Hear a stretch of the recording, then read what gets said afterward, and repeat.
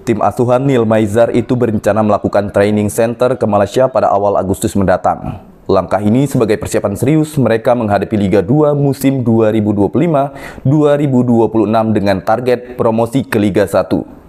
Sejumlah pemain berpengalaman telah bergabung, di antaranya Bayu Gatra, Juninho Cabral sebagai ujung tombak, serta Dal Ocha gelandang asal Brazil dan Sebastian Entik di jantung pertahanan. Melalui TC di Malaysia, Neil Maizar berharap bisa melihat langsung kekurangan dan kelebihan skuadnya saat menghadapi klub luar. Semua program ini bisa diaplikasikan dalam bentuk latihan yang sebenarnya, dan anak-anak bisa menerapkannya dan menjalankannya dengan bagus. Mungkin itu yang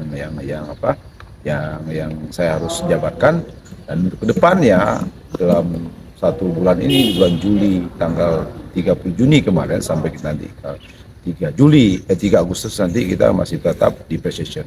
Mudah-mudahan di minggu awal di bulan Agustus kita bisa untuk out ke Malaysia atau nanti ke Jakarta. Terima kasih. Hal ini dipandang krusial untuk mematangkan strategi dan kekompakan tim demi mewujudkan mimpi besar Sumatera Selatan United naik ke kasta tertinggi Liga 1.